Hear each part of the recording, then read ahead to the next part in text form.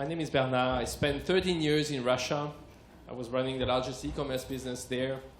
And I want to share with you that actually Yandex has been associated to this wonderful event with the objective to think that actually people interested to invest into China, they fly over Russia when they go there. And that may be an interesting market for them as well. But what I'm going to talk to you today about is more what have Chinese companies incredibly quickly achieved recently in Russia. And this I'm not sure many of you are aware of. But actually, since 2 years, the Russian internet world and e-commerce ecosystem has been actually like an earthquake. The changes have been dramatic. And I'm actually going to start the presentation with the last slide, which is, I think, the most interesting and the most powerful slide. So for those of you who do not speak yet Chinese, better start learning it. What is written here is, where have you, this was for the Russian population. Now we talk about a survey to the Russian population. Where have you bought online in the last 12 months? The yellow circle is only in Russian e-shops. The blue one is in Chinese e-shops. And the red one is everywhere else, e-shops from US and Europe. And what I want to point out here, and I think it's amazing, is that you see that 51% of people in Russia that bought online in 2015 bought not exclusively, but also in Chinese e-shops, ordered abroad from China into Russia. And when you talk about those who only buy in Russian e-shops, it's 42%. This thing is shrinking very fast. And those who buy in Chinese and Russia e-shops are 30% since against 19% a year ago. So this shows actually the impact that some very large and very smart Chinese companies have had in a neighboring country, which is Russia. You don't feel that in Europe probably yet, but it's very, very important what is happening there. How does this affect your life when you're searching on Yandex? Because Yandex is above all a search company. It's famous to be the Google of Russia, to say. So for example, when you search for how to buy a smartphone, this is the result page that you would get on Yandex. And on this result page, you would see that actually the first advertiser in search paid ads is a small Chinese company called AliExpress, which I'm sure you heard about. But not only have they bought the first position here, but also something which is an exclusive product of us, which is called the media contextual banner. They also bought this one. So they are extremely present, extremely aggressive, and very determined to be on the first position. This was a promotion that ran last week, so it's very fresh data. Of course, they are very familiar with mobile, much more than we are in Russia, and much more than I think Europeans are. We saw the figures during the day, so they also make sure that they secure the first position on the mobile world. So the question is, why are they doing this, and why Russia? I mean, China is big enough, why Russia? That takes me just to say a few words about the Russian internet audience, and to share with you some, I think, important insights. So the Russian population, 143 million, but what not many people know is that the Russian internet audience has actually surpassed the German ones, which was the largest one in Europe since 2 years. And now, with 58% of Russians online, this is already 83 million people. So it's nothing compared to the figures which you can see for China. But if you look from a European perspective, and not from a China or US perspective, this is actually a relevant place to look at. If you look at the advertising market in China, what is happening, and this is also happening at different speeds in different parts of the world, but actually internet has become and has emerged since 2011 as the strong second channel you want to invest in when you make advertising in Russia. Behind TV, which has actually reacted quite well, mainly fueled by investments from internet companies. And when you invest on internet, the main part of your investments currently in Russia, and this is a particularity of this market, would go into search advertising, which commands above 70% of the media budgets against 23% for banners and display. This is combined mobile and desktop. Now, of course, Yandex is an important partner for you because, as I mentioned, we are basically one of the rare companies that has been able to fend off Google in an open market. And there's only 3 companies and search companies in the world that actually dominate in the native market, as you know. It's Baidu in China, it's Yandex in Russia, and Naver in Korea. So we are one of them. And we're actually one of the 3 that have a global index. But this is just, besides Google and Bing, we are the only one who have a global index. So important for you to remember is that in Russia, we command just below 60% of the market share against Google, who has 35%. Our audience, not only with search, but throughout all our products, is actually 89%. So Yandex is the company which gives you the fastest and broadest daily audience any media channel could give you in the country. I don't, actually after one day, I don't still know which one would be the Chinese website with the largest daily audience. That would be an interesting question. Is it WeChat? Is it still Baidu? I don't know. It would be interesting to, maybe somebody knows. We'll come to that later. In Russia, it's clearly us. And what are we? Besides search, obviously we are, providing a lot of other services which are very, very popular, either number 1 or number 2 in the ranking in their countries, in Russia. News, feed, maps.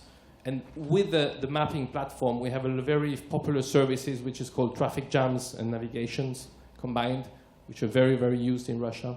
Shopping, I'll come back to that, and other services which are common features for internet portals. This, of course, desktop, and also everything is mobile via mobile sites or different apps.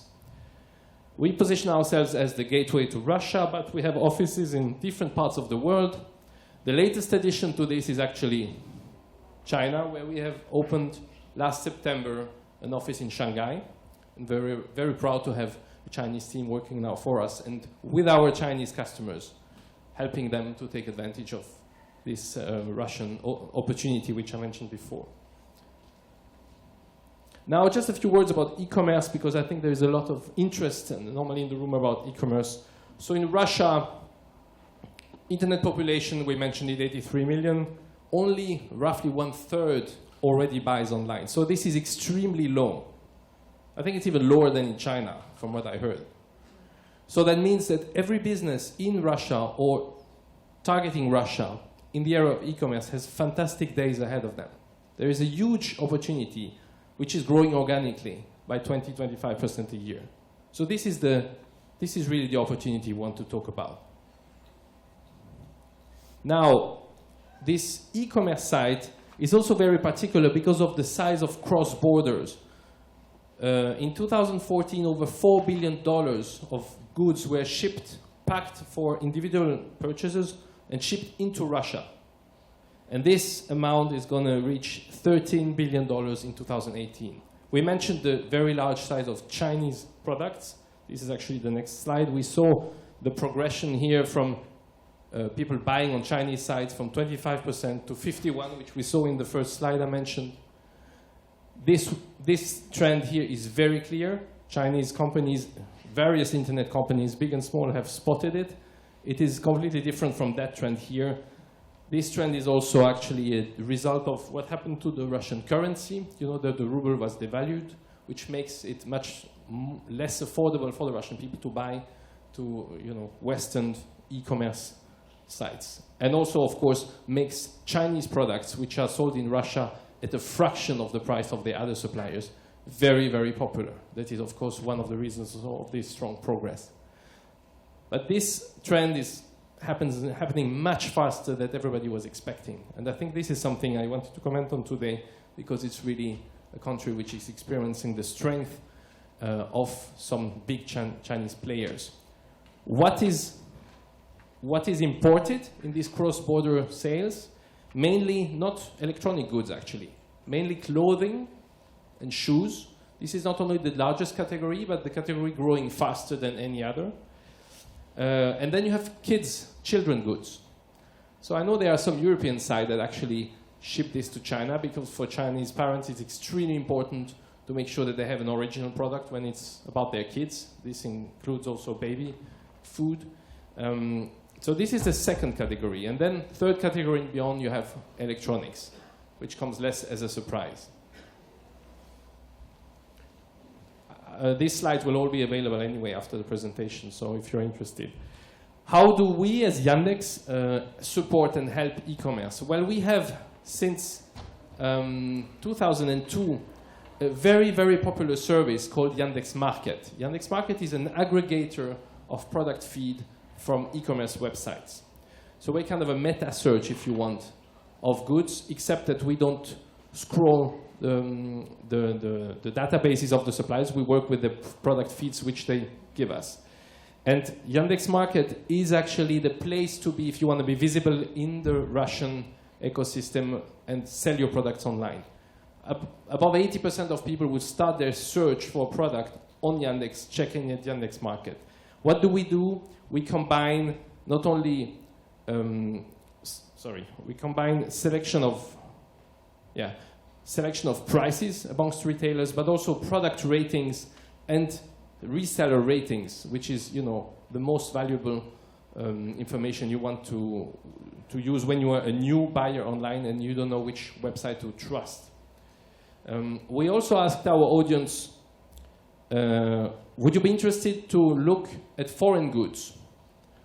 And the answer was quite surprising, because the vast majority of the people, 90%, would be interested to browse foreign shops using Yandex Market. Of course, language is very important, so 65% of the people would actually want to see this foreign content translated into Russian, and only 25% would accept to check it in English. So Yandex Market, what is it today? It's about an aggregator of 18,000 online stores, which has above 70 million items on offer in 2,000 categories. This is actually the partner you want to be using to create visibility in Russia. And this is actually more efficient as marketing than any even paid search advertising you would do, because here you have a very selected audience. So if you are in the e-commerce field, or if you want to advertise and are interested by the Russian audience, come and see us in one of our fabulous offices. We would be very happy to meet you online or even offline. You saw the maps with our offices. Many Chinese companies have already done that. And I have a little slide here of those with whom we have been working already for quite some time. I'm sure you know some of them. AliExpress is not on there, but you already saw the advertising or the example earlier. These are agencies or direct customers which actually are constantly increasing their investments and going after these Russian opportunities that I mentioned. We have people that were early starters, like this gentleman in 2009. This is something which, a relation that has been going on for a while. And I have a question for you now. This is kind of a knowing how well you know the Chinese ecosystem. Last week I was in China, visited 3 different cities, and went into a big meeting with a company in that building. And this is a company that has just started to really advertise on Yandex, has started to really be present on the Russian market. Which one is it?